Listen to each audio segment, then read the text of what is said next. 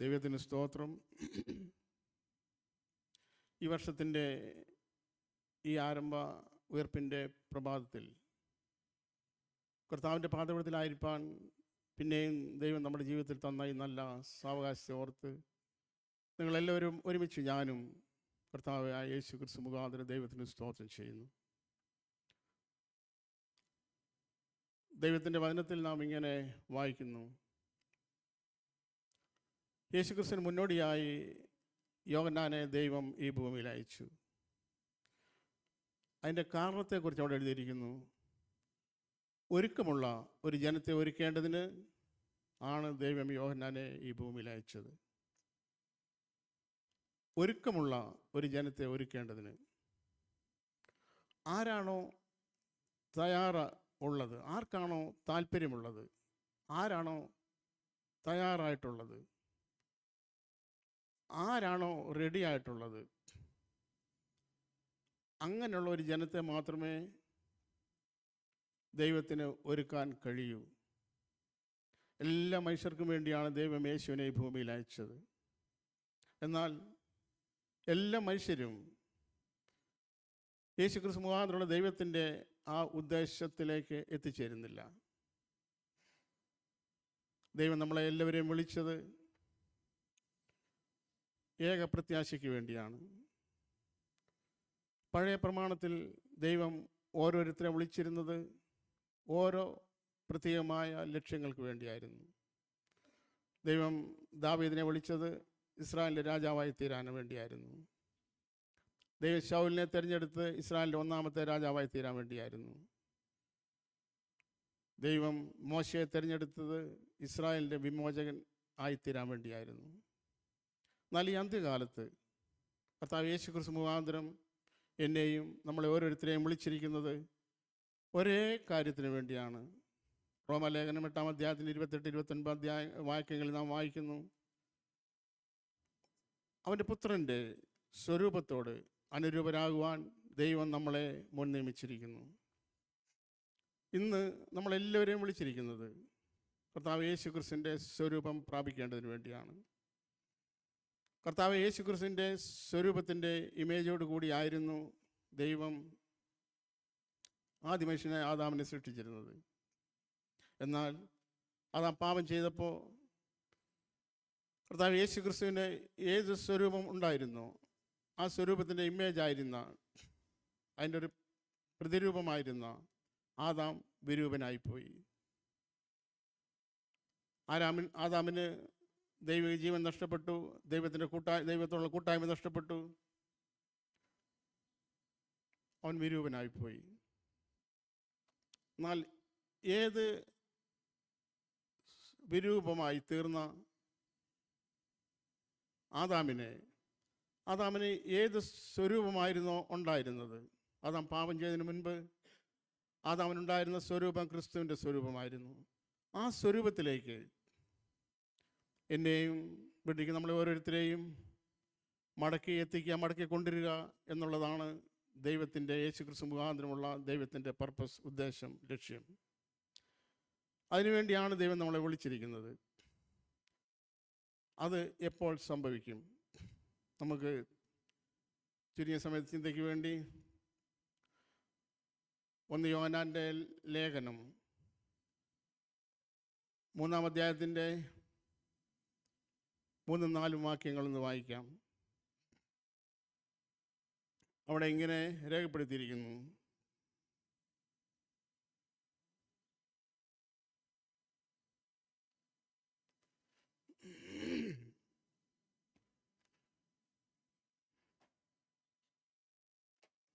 രണ്ട് മൂന്ന് വാക്യങ്ങൾ. പ്രിയമുള്ളവരെ, നാം ഇപ്പോൾ ദൈവമക്കളാകുന്നു. നാം ഇന്നതാകുമെന്ന് ഇതുവരെ പ്രത്യക്ഷമായില്ല. അവൻ പ്രത്യക്ഷനാവുമ്പോൾ നാം അവനെ താൻ ഇരിക്കും പോലെ തന്നെ കാണുന്നതാകൊണ്ട് അവനോട് സദൃശന്മാരാവും എന്ന് നാം അറിയുന്നു. അവനിൽ ഈ പ്രത്യാശയുള്ളവനെല്ലാം അവൻ നിർമ്മലനായിരിക്കുന്നത് പോലെ തന്നെ നിർമ്മലീകരിക്കുന്നു. ഇവിടെ ഒന്നാമതായിട്ട് പറഞ്ഞിരിക്കുന്നത്, രണ്ടാമത്തെ വാക്യത്തിൽ പറഞ്ഞിരിക്കുന്നത്, നാം എല്ലാവരും ഇപ്പോൾ ദൈവമക്കൾ ആകുന്നു. യേശുക്രിസ്തു മുഖാന്തരം പാപക്ഷമ പ്രാപിച്ച് ദൈവത്തിൻ്റെ നീതീകരണം യേശുക്രിസ്തു മുഖാന്തരം പ്രാപിച്ച നാം എല്ലാവരും ദൈവത്തിൻ്റെ മക്കളാണ്.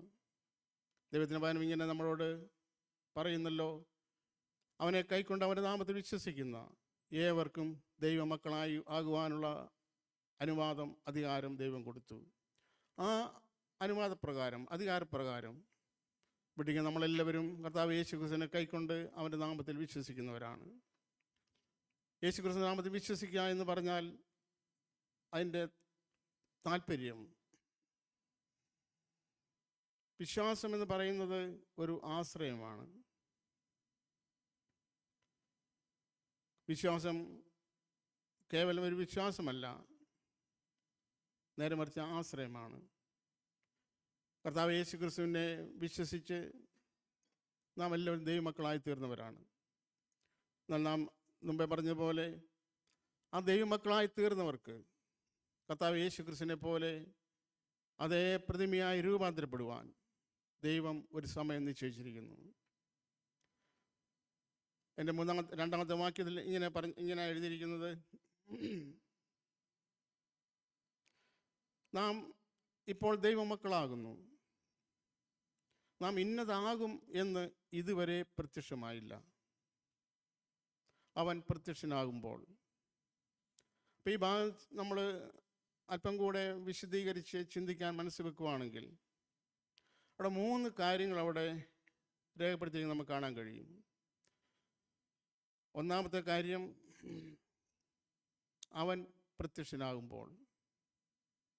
രണ്ടാമത്തെ കാര്യം, അവൻ ഇരിക്കുന്നത് പോലെ, അവൻ എന്തായിരിക്കുന്നോ അതുപോലെ തന്നെ നാം അവനെ കാണും. മൂന്നാമത്തെ കാര്യം, അങ്ങനെ നാം കാണുമ്പോൾ നാം അവനോട് സദൃശ്യരായിത്തീരും. ഈ 3 കാര്യങ്ങളാണ് ആ രണ്ടാമത്തെ വാക്യത്തിൽ പറഞ്ഞിരിക്കുന്നത്. നാം കർത്താവ് യേശുക്രിസ്തുവിനെ പോലെ ആകാൻ ദൈവം ഒരു സമയത്ത് നിശ്ചയിച്ചിരിക്കുന്നു. അത് കർത്താവ് യേശുക്രിസ്തുവിൻ്റെ പ്രത്യക്ഷതയിലാണ്. കർത്താവ് യേശുക്രിസ്തുവിൻ്റെ പ്രത്യക്ഷതയിൽ മാത്രമേ യഥാർത്ഥത്തിൽ യേശുക്രിസ്തു എന്താണ്, എന്തായിരിക്കുന്നു, എന്താണ്, എങ്ങനെയാണ് എന്ന് നമുക്ക് അറിയാൻ കഴിയത്തുള്ളൂ. കർത്താവ് യേശുക്രിസ്തു ഈ ഭൂമിയിൽ വന്നപ്പോൾ കർത്താവ് യേശുക്രിസ്തു ഒരേ സമയത്ത് തന്നെ ദൈവമായിരുന്നു, പൂർണ്ണമായ ദൈവമായിരുന്നു, അപ്പോൾ തന്നെ പൂർണ്ണ മനുഷ്യനുമായിരുന്നു. യേശുക്രിസ്തു ഭൂമിയിൽ വന്നപ്പോൾ യേശുക്രിസ്തുവിൻ്റെ മാറോട് ചാരിയിരുന്ന യേശുക്രിസ്തുവിനെ മറ്റാരേക്കാൾ അധികമായി സ്നേഹിച്ചിരുന്ന, മറ്റാരേക്കാൾ അധികമായ സ്നേഹബന്ധത്തിൽ ഏർപ്പെട്ടിരുന്ന യേശുവും ശിഷ്യന്മാരും, യേശുവും യോഹന്നാനും. ഈ യോഹന്നാൻ ഉയർത്തെഴുന്നേറ്റ് സ്വർഗാരോഹണം ചെയ്തതിന് ശേഷം പത്മോസ് ദ്വീപിൽ വെച്ച് ഇതേ യേശുവിനെ കാണുകയുണ്ടായി.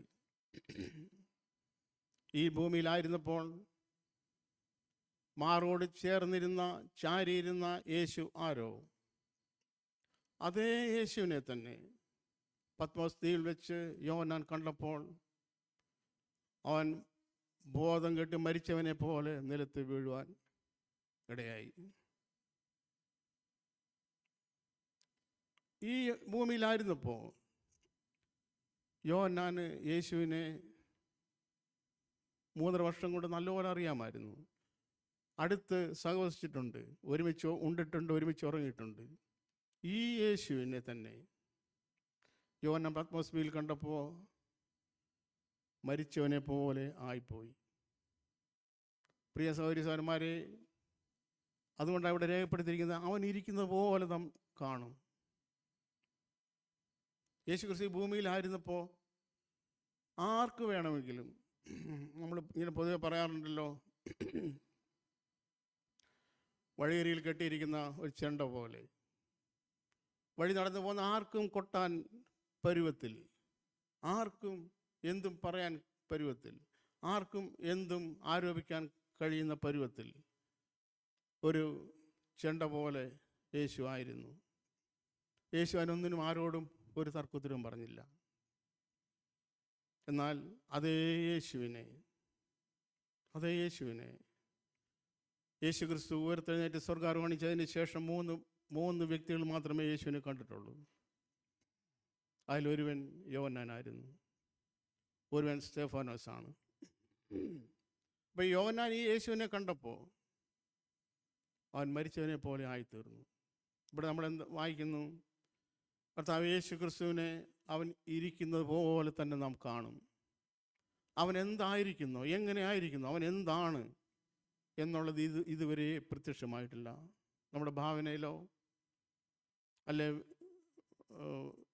ഏതെങ്കിലും മറ്റു വിശദീകരണങ്ങളിൽ കൂടെയോ നമുക്ക് ഗ്രഹിക്കാൻ കഴിയുന്നതിനേക്കാൾ അപ്പുറത്ത്, എത്രയോ അപ്പുറത്ത്, ഒരിക്കലും മനുഷ്യൻ്റെ തലച്ചോറിൽ ഭാവനയിൽ ഒതുക്കാൻ കഴിയുന്നതിനേക്കാൾ എത്രയോ അത്ഭുതകരമായ ഒരു വ്യക്തിത്വത്തിൻ്റെ ഉടമയാണ് യേശു ക്രിസ്തു. ഞാൻ പറഞ്ഞല്ലോ, യോഹന്നാൻ്റെ അവസ്ഥ ഇതായിരുന്നു. ഈ യേശു ഇനിയും പ്രത്യക്ഷമാകും. യേശു ക്രിസ്തു പ്രത്യക്ഷമാകും എന്ന്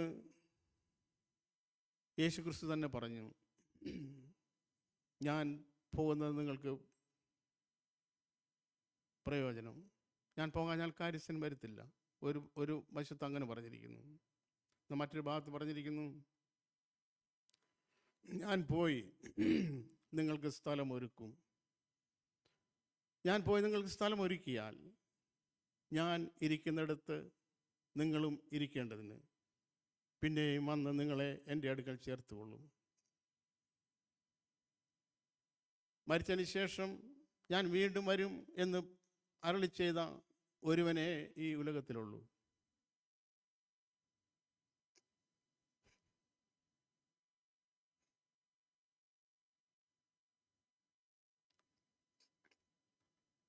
അത് മരണത്തെ ജയിച്ച്, ഹേ മരണമേ നിന്റെ ജയമെവിടെ?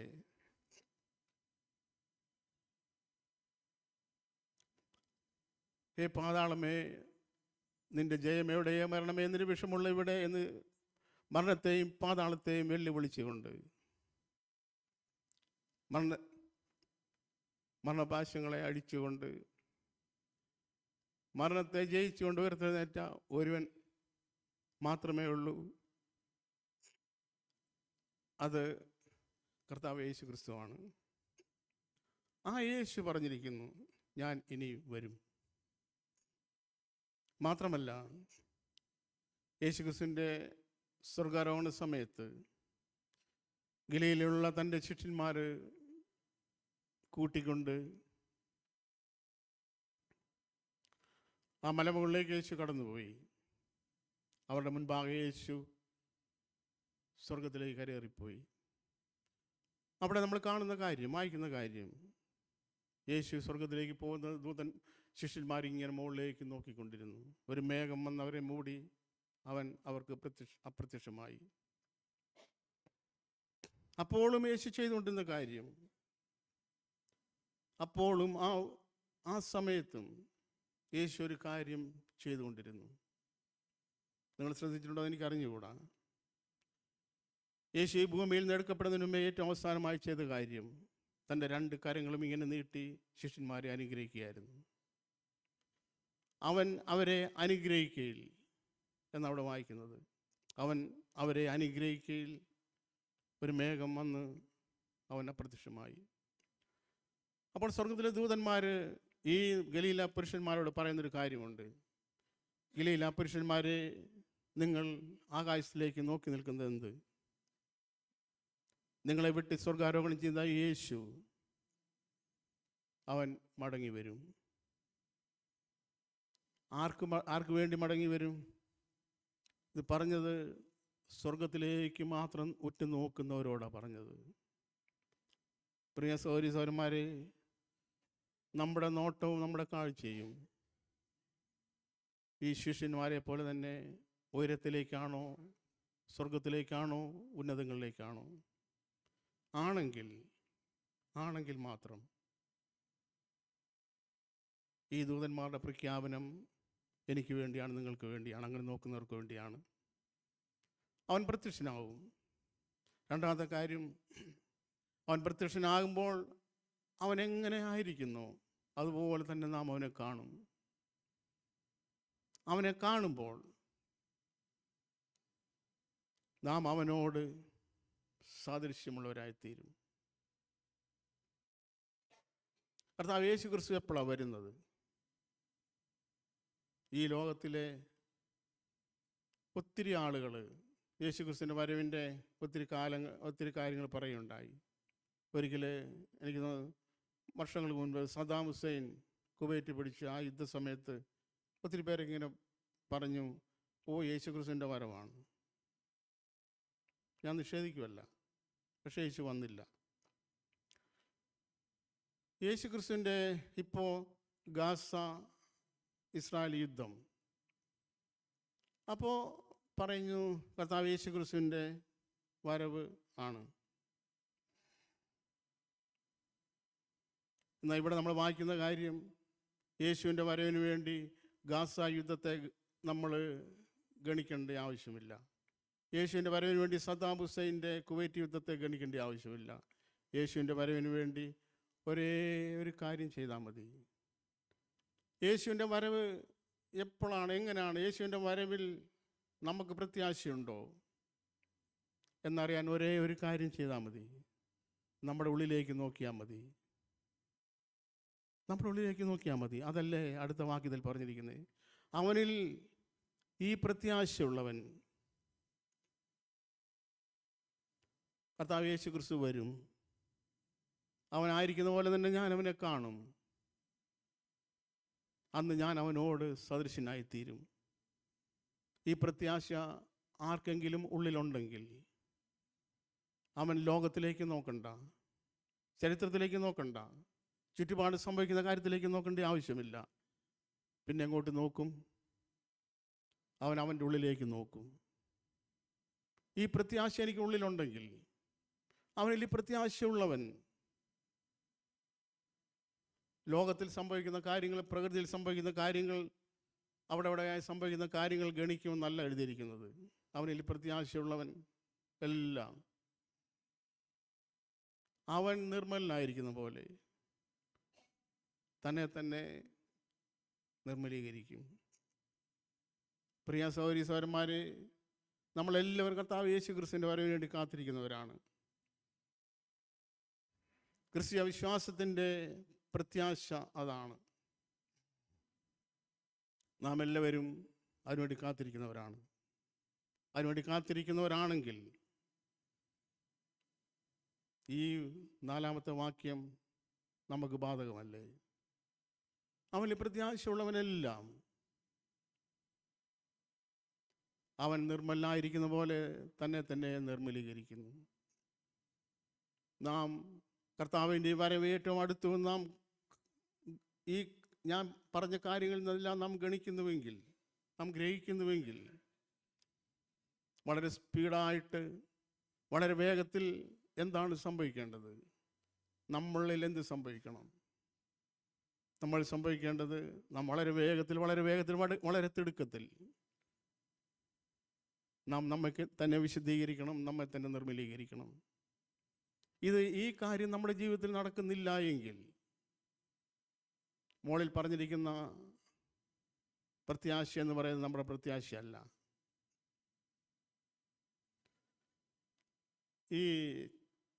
ഇവിടെ പ്രത്യാശ എന്ന് പറഞ്ഞിരിക്കുന്ന കാര്യം, ഹോപ്പ് എന്ന വാക്കിന് നമ്മുടെ സാധാരണഗതിയിൽ ഹോപ്പ് എന്ന് പറയുമ്പോൾ അത് നടക്കാനും നടക്കാതിരിക്കാനും സാധ്യതയുണ്ട്. ഹോപ്പ് എന്ന ഇംഗ്ലീഷ് വാക്ക് അങ്ങനെയാണ് മീൻ ചെയ്യുന്നത്.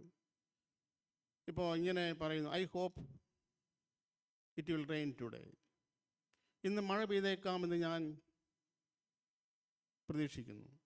I hope he will come tomorrow. അവൻ നാളെ വരുമെന്ന് ഞാൻ പ്രതീക്ഷിക്കുന്നു.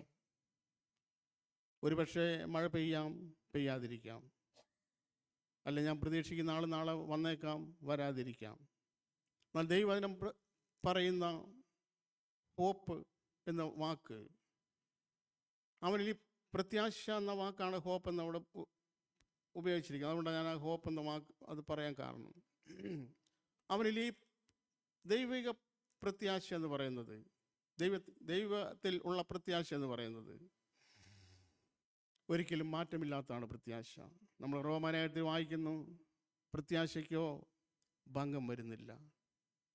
നാം കാണുന്നതിന് വേണ്ടിയല്ല, കാണാത്തവൻ്റെ പ്രത്യാശിക്കുന്നുവെങ്കിൽ നാം ക്ഷമയോടെ അതിനുവേണ്ടി കാത്തിരിക്കുന്നു.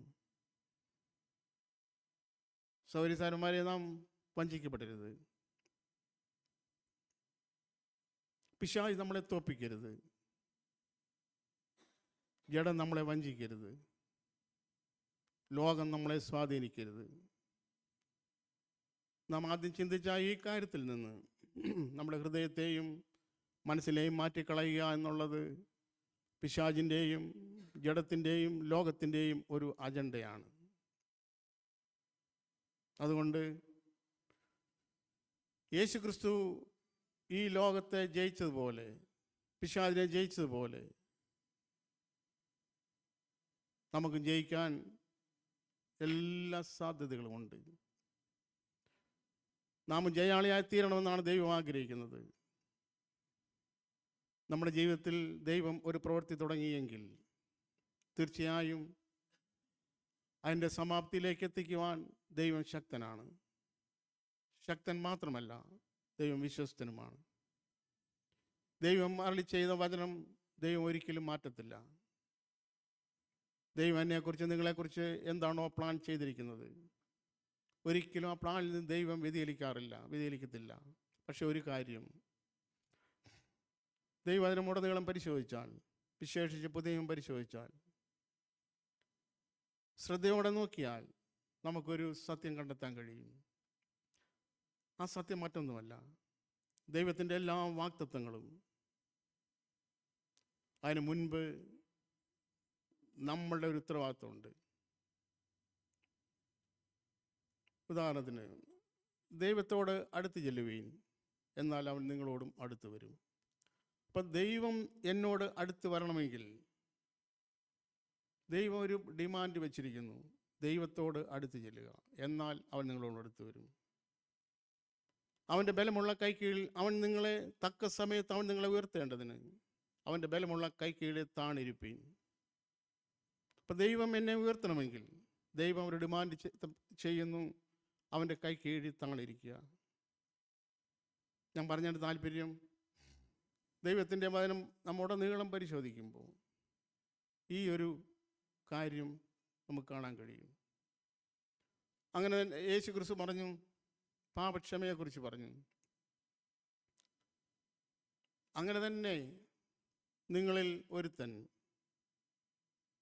നിൻ്റെ കൂട്ടുകാരനോട്, സഹോദരനോട്, മറ്റു മനുഷ്യനോട് അവരുടെ പിഴകളെ ഹൃദയപൂർവ്വം ക്ഷമിക്കാഞ്ഞാൽ സ്വർഗസ്വനായ നിങ്ങളുടെ പിതാവ് നിങ്ങളുടെ പിഴകളെയും ക്ഷമിക്കുകയില്ല. നമ്മുടെ പാപക്ഷമ നമുക്ക് ലഭിക്കണമെങ്കിൽ നാം മറ്റുള്ളവരുടെ പിഴകളെ അതിവേഗം ക്ഷമിക്കുന്നവരാണെങ്കിൽ ദൈവം നമ്മുടെ പിഴകളെയും യേശുക്രിസ്തു മുഖാന്തരം അതിവേഗം ക്ഷമിച്ച് മായ്ച്ചു കളയും. ലേവ്യ പുസ്തകമൊക്കെ പഠിക്കുമ്പോൾ നമ്മളൊരു കുഷ്ഠത്തിൻ്റെ പ്രമാണമൊക്കെ വായിച്ച് പഠിക്കുമ്പോൾ അവിടെ ഒരു കാര്യം എഴുതിയിട്ടുണ്ട്. ഒരുപാട് കാര്യം എഴുതിയിട്ടുണ്ട്, ഒരു കാര്യമല്ല, ഒരുപാട് കാര്യം എഴുതിയിട്ടുണ്ട്. അതിലൊരു കാര്യം, നിങ്ങളുടെ ശരീരത്തിൽ ഒരു വടുവിൻ്റെ പാട് ഉണ്ടെങ്കിൽ, വടു എന്ന് പറഞ്ഞാൽ നമുക്കറിയാലോ, മുറിവ് അല്ലേ. പണ്ട് എൻ്റെ ശരീരത്തിൽ അവിടെ ചെറിയ, പണ്ടൊക്കെ കുഞ്ഞുങ്ങൾ നാൾ വീണ് തട്ടിയൊക്കെ വീണ് വർഷങ്ങൾക്ക് മുമ്പ് വീണ് കരിഞ്ഞു പോയതാണ്. പക്ഷേ ഇപ്പോഴും പാടുണ്ട്. നിങ്ങളുടെ ശരീരത്തിലും കാണാം, എന്തെങ്കിലുമൊക്കെ ഉണ്ടാകാം.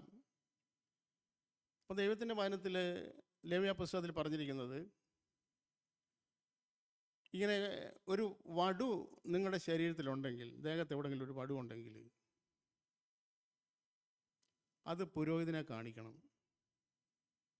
അതിൻ്റെ കാരണം,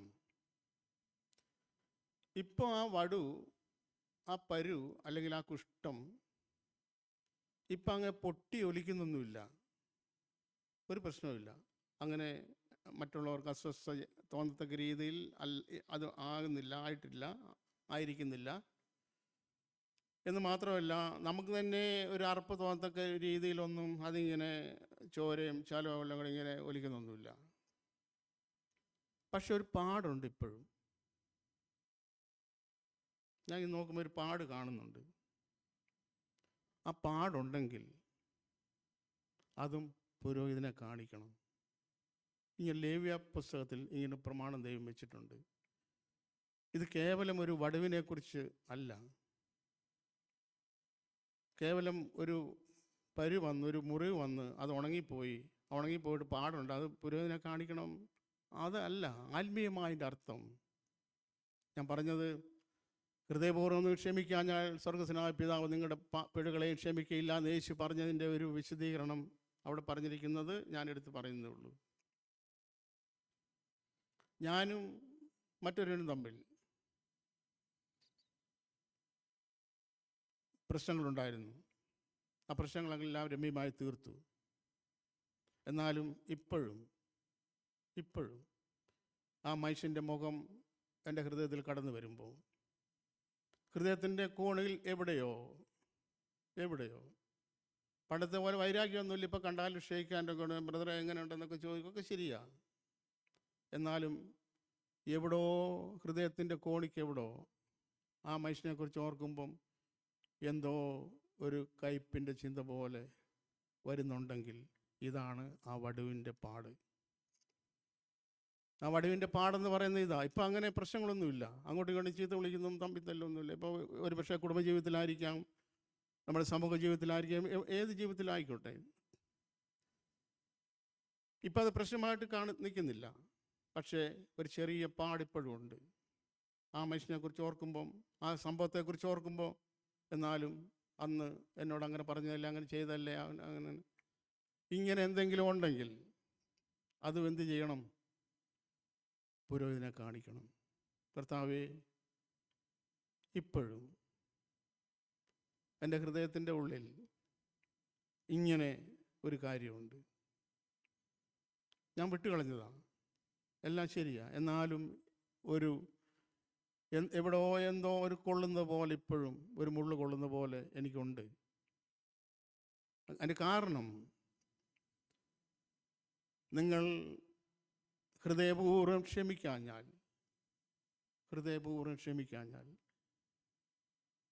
സ്വർഗ്ഗസ്വനായ പിതാവ് നിങ്ങളുടെ പിഴകളെയും ക്ഷമിക്കയില്ല. ഞാൻ പറഞ്ഞതിൻ്റെ താല്പര്യം, ദൈവത്തിൻ്റെ എല്ലാ പ്രോമിസുകളും, എല്ലാ വാഗ്ദത്തങ്ങളും, എല്ലാ വ്യവസ്ഥകളും, ആ വ്യവസ്ഥയുടെ പിന്നിൽ നമ്മളിൽ നിന്ന് ഒരു കാര്യം ദൈവം ആഗ്രഹിക്കുന്നുണ്ട്.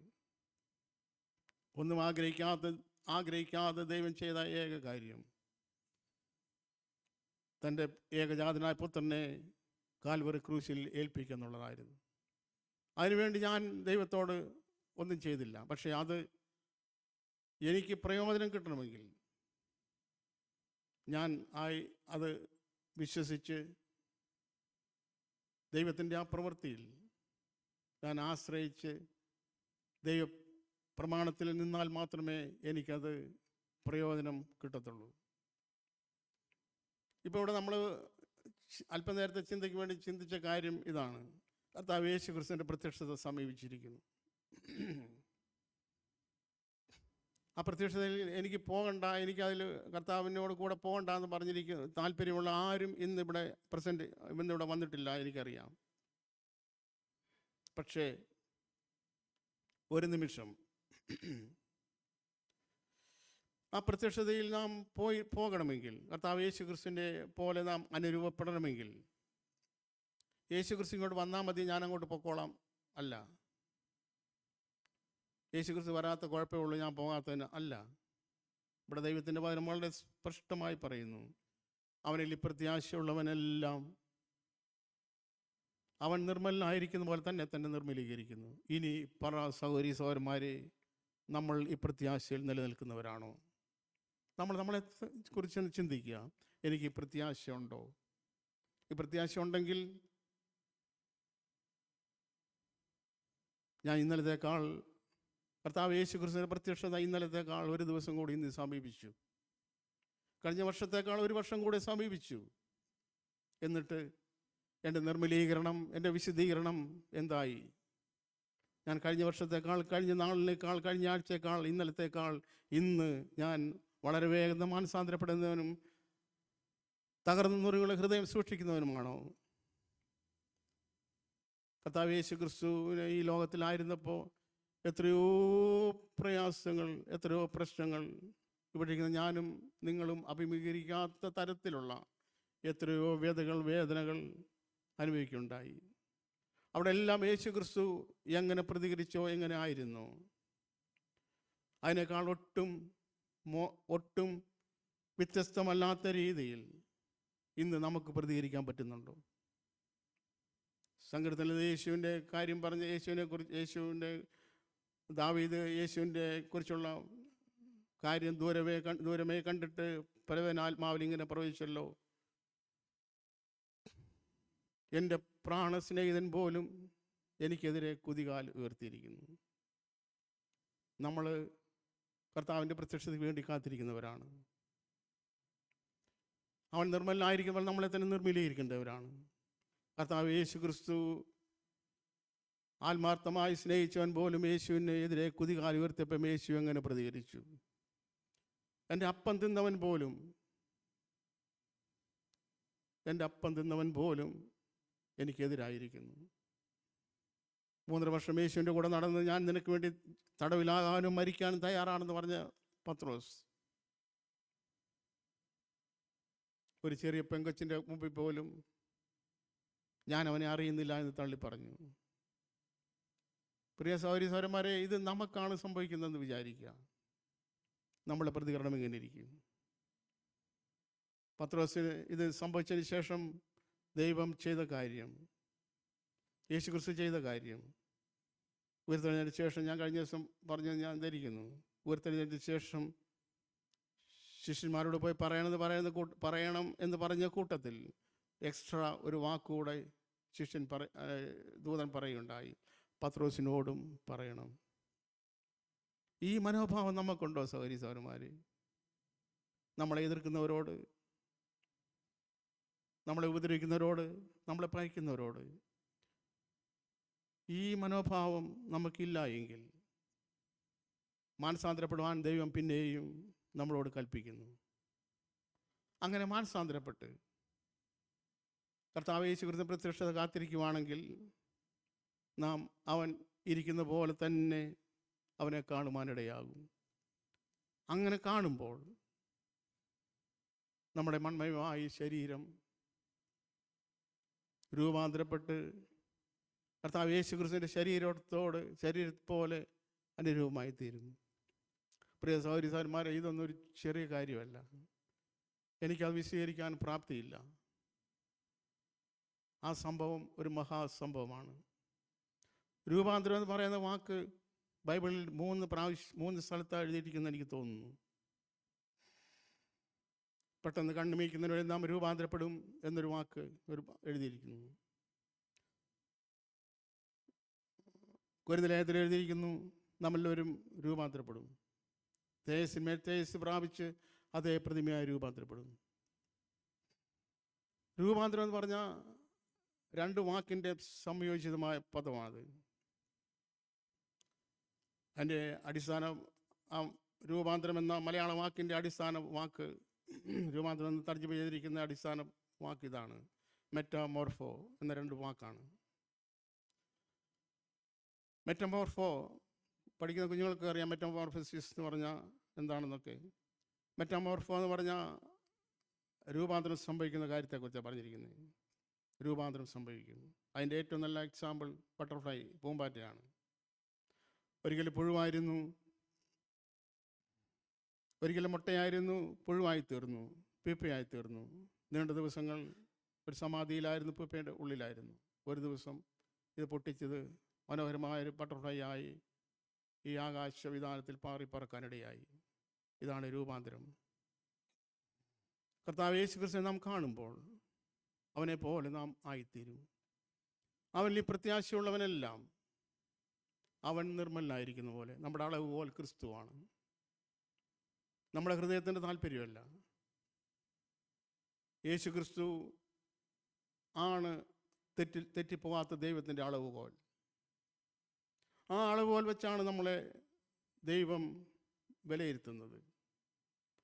ആ അളവുകോലിൻ്റെ മുമ്പിൽ നാം നിൽക്കുമ്പോൾ, അനായാശ്രിതത്തിന് മുമ്പിൽ നിൽക്കുമ്പോൾ ദൈവം അളക്കുന്ന അളവുകോൽ ക്രിസ്തുവാണ്.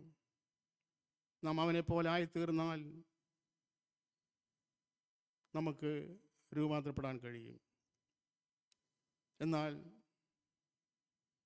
ഇന്ന് നമുക്കതിന് എല്ലാ സാധ്യതകളുമുണ്ട്. ജീവനോടിരിക്കുമ്പോൾ ശലോമോൻ പറഞ്ഞല്ലോ, ചത്ത സിംഹത്തേക്കാൾ ജീവനുള്ള നായ നല്ലതാണ്. എന്താ അതിൻ്റെ താല്പര്യം? ഒരു സിംഹമായിരുന്നു, പക്ഷെ ചത്തുപോയി. ഇനി പ്രത്യാശയില്ല, നിവൃത്തിയില്ല. നല്ല ഒരു നായ ആട്ടിപ്പോൾ ജീവിക്കുന്നുണ്ട്. അതിന് പ്രത്യാശയുണ്ട്. എന്താ പ്രത്യാശ? പലപ്പോഴും പത്രോസ് അപ്പോസ്തലൻ ഒരു എന്താണ് നായ എന്ന് പറഞ്ഞിട്ടുണ്ട്. സ്വന്തം ഛർദിക്ക് തിരിഞ്ഞ നായെന്നും കുളിച്ചിട്ട് ചെളിയിൽ ഉരുളുന്ന പന്നിയെന്നുമുള്ള പഴഞ്ചൊല്ല് അവർക്ക് സംഭവിച്ചു. ഇപ്പം ജീവിച്ചിരിപ്പുണ്ട്, ഒരു നായായിട്ടാണ് ജീവിച്ചിരിക്കുന്നത്. പക്ഷെ പ്രത്യാശയുണ്ട്. എന്താ പ്രത്യാശ? നമ്മളോട് കരുണയുള്ള ഒരു മഹാപുരോഹിതൻ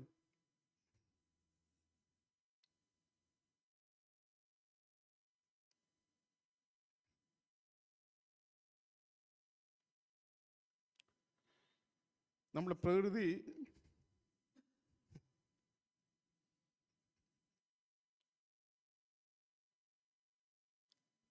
അറിയുന്ന ഒരുവൻ എനിക്ക് വേണ്ടി, നമുക്ക് വേണ്ടി പിതാവിൻ്റെ സന്നിധിയിൽ ഇന്നും പക്ഷപാതം ചെയ്തുകൊണ്ടിരിപ്പുണ്ട്. തന്നോട് അടുക്കുന്നവർക്ക്, ആര് തന്നോട് അടുക്കുന്നുവോ അവരെ പൂർണ്ണമായി രക്ഷിപ്പാൻ അവൻ പ്രാപ്തനാണ്. എന്തുകൊണ്ട് പ്രാപ്തനാണ്? ഏകയാഗത്താൽ അവൻ വിശുദ്ധീകരിക്കപ്പെടുന്നവർക്ക് സദാകാലത്തേക്ക് സൽഗുണപൂർത്തി വരുത്തിയിരിക്കുന്നു. നാൾ തോറും, നാഴിക തോറും, മിനിറ്റ് തോറും, സെക്കൻഡ് തോറും ആര് തങ്ങളെ തന്നെ വിശുദ്ധീകരണത്തിന് ഏൽപ്പിച്ചു കൊടുക്കുമോ അവരെ പൂർണ്ണമായി രക്ഷിപ്പാൻ യേശു ക്രിസ്തു പ്രാപ്തനാണ്. നമ്മളോട് കരുണയുള്ളവനാണ്. സകലത്തിന് നമുക്ക് തുല്യ പരീക്ഷിക്കപ്പെട്ടവനാണ്. ഈ യേശു ക്രിസ്തു പിതാവിൻ്റെ സന്നിധിയിൽ ഉള്ളത് കൊണ്ട് നമുക്ക് പ്രത്യാശയുണ്ട്. പോയ നാളുകൾ ദൈവത്തിന് വചനം ഇങ്ങനെ പറയുന്നു, കഴിഞ്ഞ നാളുകളെ ദൈവം ലക്ഷ്യമാക്കാതെ ഇപ്പോൾ എല്ലായിടത്തും എല്ലാവരും മാനസാന്തരപ്പെടണം എന്ന് ദൈവം മനുഷ്യനോട് കൽപ്പിക്കുന്നു. കഴിഞ്ഞ നാളുകളെ ദൈവം ലക്ഷ്യമാക്കാതെ ജീവിതത്തിൽ പാളിച്ചകൾ സംഭവിച്ചിട്ടുണ്ടാകാം, കുറവുകൾ സംഭവിച്ചിട്ടുണ്ടാകാം. എന്നാൽ ദൈവത്തിൻ്റെ കൽപ്പന ഇതാണ്, ഇപ്പോൾ എല്ലായിടത്തും എല്ലാവരും മാനസാന്തരപ്പെടണം എന്ന് ദൈവം മനുഷ്യനോട് കൽപ്പിക്കുന്നു. പ്രിയ സഹോദരി സഹോദരന്മാരെ, നമുക്ക് ദൈവത്തിൻ്റെ കൽപ്പന ഏറ്റെടുക്കാം. ജീവിതത്തിൽ വന്ന എല്ലാ പാളിച്ചകളും കുറവുകളും നമ്മളോട് കരുണയുള്ള മഹാപുരുഷനായ യേശു ക്രിസ്തു മുഖാന്തരം ദൈവം ക്ഷമിച്ചിട്ട് കർത്താവ് യേശു ക്രിസ്തുവിൻ്റെ പ്രത്യക്ഷതയ്ക്ക് വേണ്ടി നമുക്ക് ഒരുങ്ങാം. അവനിൽ പ്രത്യാശയുള്ളവനെല്ലാം അവൻ നിർമ്മലായിരിക്കുന്ന പോലെ തന്നെ നിർമ്മലീകരിക്കുന്നു. ആര് അതിന് തയ്യാറാണ്? ആര് നിർമ്മലീകരണത്തിന് വേണ്ടി തങ്ങളെ തന്നെ ഏൽപ്പിച്ചു കൊടുക്കുന്നു? കർത്താവെ, കർത്താവിന് മുമ്പിൽ നാം പോയി നമ്മുടെ പരാജയങ്ങൾ സംബന്ധിച്ച് ഏറ്റുപറഞ്ഞാൽ അവൻ നമ്മുടെ പാപങ്ങളെ ക്ഷമിക്കാൻ, അനീതികളെ പോക്കി നമ്മളെ ശുദ്ധീകരിപ്പാൻ, തന്നെ പോലെ ആക്കി തീർക്കുവാൻ അവൻ വിശ്വസ്തനാണ്. യേശു ക്രിസ്തുവിൻ്റെ രക്തം ഇന്ന് നമുക്ക് വേണ്ടി സംസാരിക്കുന്നു. അത് ഹാബേലിൻ്റെ രക്തം പോലല്ല. ഗുണകരമായി സംസാരിക്കുന്ന യേശു ക്രിസ്തുവിൻ്റെ പുണ്യാഗ രക്തത്തിൻ്റെ അടുക്കൽ എത്ര നാം വന്നെത്തിയിരിക്കുന്നത് എബ്രായലേഖനം വായിക്കുന്നു. അതുകൊണ്ട് നമുക്ക് പ്രത്യാശയുണ്ട്. പ്രിയ സഹോദരി സഹോദരന്മാരെ, കർത്താവ് യേശു ക്രിസ്തു പ്രത്യക്ഷത വളരെ സമീപിച്ചിരിക്കുന്നു. നാം പണ്ട് മുതലേ, എൻ്റെ ചെറുപ്പം മുതലേ ഞാൻ കേൾക്കുന്നുണ്ട്, യേശു ക്രിസ്തു വരുന്നു. തീർച്ചയായും യേശു ക്രിസ്തു പ്രത്യക്ഷത വളരെ സമീപിച്ചിരിക്കുന്നു. അതിൻ്റെ ആ തിരശ്ശീല വീഴാൻ സമയമായി. ഇനി അധികം കാലമില്ല. അതുകൊണ്ട് കർത്താവ് യേശുക്രിസ്തുവിൻ്റെ വരവ് നമുക്കൊരു കണിയായി തീരാൻ ഇടവരാതെ, അവനെ കാണുമ്പോൾ നാം ഓടി ഒളിക്കാൻ ഇടവരാതെ, അവനെ കാണുമ്പോൾ സന്തോഷത്തോടെ ആലിംഗനം യേശുവിനെ പോയി ആലിംഗനം ചെയ്യുന്ന കൂട്ടത്തിൽ, ആ സ്നേഹത്തിൻ്റെ നിറവിൽ, സ്നേഹത്തിൻ്റെ സമൃദ്ധിയിൽ, കർത്താവേ അങ്ങ് എനിക്ക് വേണ്ടി ഇത്ര വലിയ രക്ഷ ഒരുക്കിയിരുന്നല്ലോ എന്ന കാര്യം കാണുമ്പോൾ നാം കർത്താവ് യേശുക്രിസ്തുവിനെ പോയി ആലിംഗനം ചെയ്യുന്ന കൂട്ടത്തിൽ ഞാനും നമ്മളെല്ലാവരും കാണപ്പെടുവാൻ ദൈവം ഇടയാക്കട്ടെ. ഈ വചനങ്ങളാൽ ദൈവം നമ്മളെ സഹായിക്കട്ടെ.